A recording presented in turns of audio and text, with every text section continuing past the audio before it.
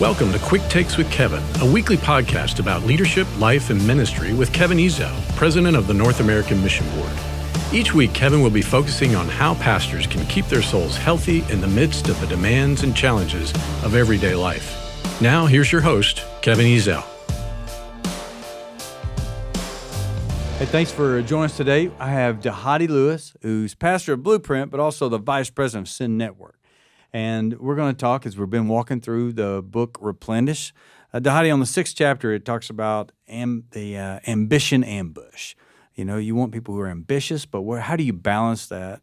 And what would you say, or what's the best way to balance as you go into ministry, ambition versus trying to complete a mission? Yeah, one of the things that I like to think about is how do you develop a vision from burden? Mm-hmm. You know, Dr. Howard Hendricks used to always say, there's a lot of things that you can do, but what is that thing that you must do? Yeah. And I think oftentimes we get caught up with a lot of things that we can do and not getting honed in on the things that we must do. And I think, you know, working through kind of what that looks like is like, how does God created you? You know, it's when you you manage the tension between God's story, your own personal story, and then the story of the context that you're in, is that when you see those overlaps, you start kind of honing in on, this is kind of my unique design, and honing in that way. Sure.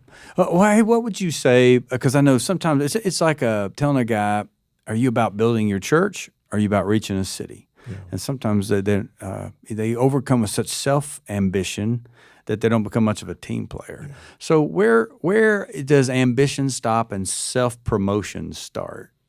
Yeah, I mean, I think that's a great question. And I think each person has to kind of wrestle with that, because I think that's a kind of an internal struggle. I think we're over and over having to answer the question that when John's disciples came, there was just like, hey, everybody's going to Jesus. Everybody's going to Jesus. He was just like, I must decrease so that Christ may increase. Right. And I think that's a thing that as leaders, we constantly have to tell ourselves, especially that's competitive, to do that. And I tell often pastors and planners that we have to be willing to be unsuccessful in this life in order to be successful in the life to come. Right. Because so oftentimes we will just kind of think that, you know, bigger, better, quicker, faster. Right. You know, we start trying to build a platform for our sake versus the gospel. So. Right. And, you know, sometimes when you're so consumed with a goal or an ambition, it can have negative effects on your family. So what would be some things that you would suggest to pastors? Look, it's good to have ambition. It's good to have goals and a vision and have a sense of drive. We don't want you to be lazy. But as you have that ambition, what are some of the risks, or what would you encourage them to do to prevent some of the damages that can be done? Because I've seen guys lose their family because they're so ambitious. Yeah. What I would say is that, first of all, I often joke around, but I was like, the Holy Spirit sounds a lot like my wife. Yeah. Many times. But not everybody has a wife who's in the military. You know, so. Yeah, that is true. But I think that's the thing, is just being on one accord with your family and being able to count the cost. The Bible talks about counting the cost. And so oftentimes, you know, whenever I'm sitting down with my wife, I'm saying, all right, if I do this, that means we can't do this. And because we only have so much capacity. Right. You know, and so if we're saying yes to something, we got to say no to something else. Exactly. And so we sit down very often, we're talking about kind of those things. But the other thing that we got to make sure is that we always kind of go back to, what is our North Star? Right. And that allows you to say, you know, goes back to what's between great and what's good. Right. Exactly. Well, that's why, I mean, you're vice president of Sin Network.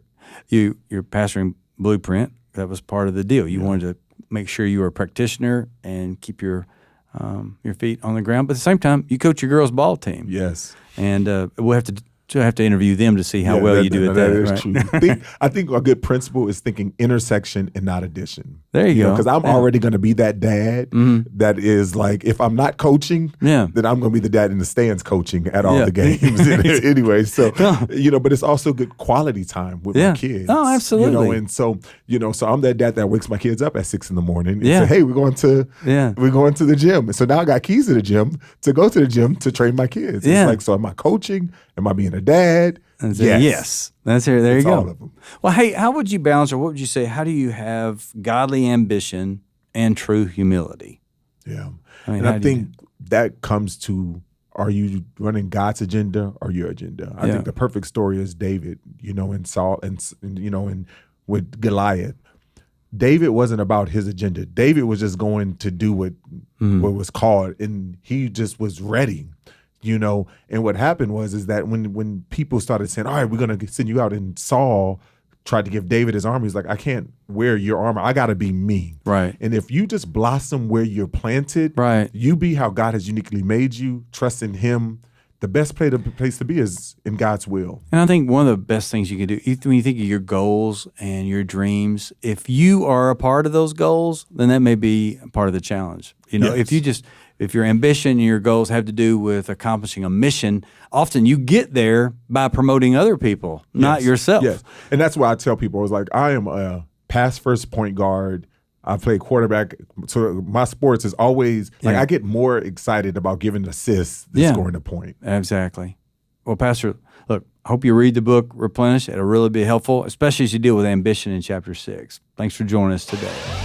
Thanks for joining us for Quick Takes with Kevin. Each week, Kevin will visit with pastors and leaders as they talk about the challenges they face and the lessons they've learned in balancing faith, family, and ministry. Thank you for being with us.